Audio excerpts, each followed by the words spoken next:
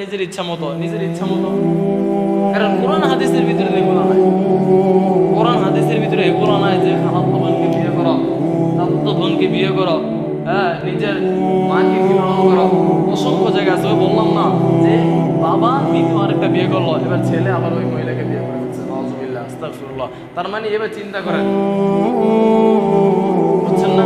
এরকম দেখা যায় যে বাবা দ্বিতীয় বিয়ে করলো, ওই মহিলার ঘরে একটা মেয়ে জন্ম নিল, তাকে বিয়ে করতেছে। কারণ এগুলো কি, এগুলো সংস্কৃতি কোথা থেকে আসছে? এগুলো সব ফেতনা কিয়ামতের আলামত এগুলা। আপনি আর কি দেখতে চান যে নিজের বোনকে বিবাহ করা, যে এখন দ্বিতীয় বিয়ে করছে, এখন মেয়েকেরা বিয়ে করছে, কারণ দ্বিতীয় বিয়ে করা যায় না। নিজের চরিত্র ঠিক রাখার জন্য দ্বিতীয় বিয়ে করা যায়। এখন তো বলবেন যে এখন আবার ওই রাসূল সাল্লাল্লাহু আলাইহি সাল্লামের জামানা চলে যাবে, সে এত বড় বেয়াদব।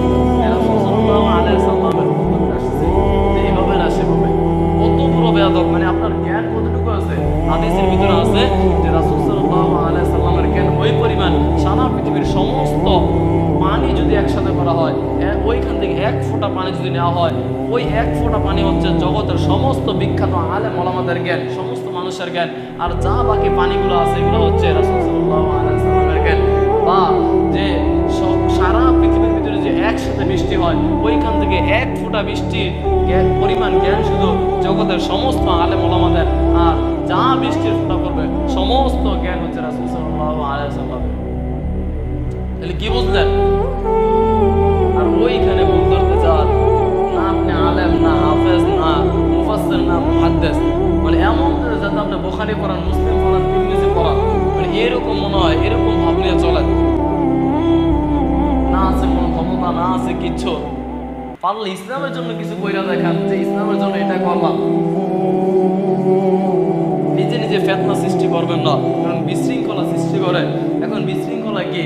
আল ফিতনাতু আশাদ্দু মিনাল কতলা, যে বিশৃঙ্খলা হত্যা অপেক্ষা জঘন্য। যে আপনি একটা ফিতনা ফাসাদ সৃষ্টি করে দিলেন। যেমন বিবাহ চলতেছে আপনার বাড়িতে, চলুক না বিবাহ, আপনারা নিজেরা করেন, অন্য কাউকে এখানে মেলামেশা করায়েন না, অন্য কাউকে এখানে যোগদান করায়েন না, অন্য কাউকে এখানে আপনি আনবেন না। যদি আপনি নিজে করতে পারেন, আপনি নিজে গুনাহ করেন, কিন্তু অন্য কাউকে এনে জড়ানোর কোনো প্রশ্নই আসে না। এখন যে আপনি বিশৃঙ্খলা সৃষ্টি করতেছেন, গান আনলেন, এখন বড় বড় বক্স আনলেন, আইনা গান বাজাইতেছেন, অন্য আরেকবার আসলো, ছেলেমেয়েরা আসলো, অন্য আরেকবারের বেগানা মহিলা পুরুষরা সবাই আসলো। এই যে বিশৃঙ্খলা একটা সৃষ্টি করে দিলেন সমাজের ভিতরে। আপনি যদি 100 জন মানুষকে হত্যা করেন, তার থেকেও এটা জঘন্য, মানেন কিনা?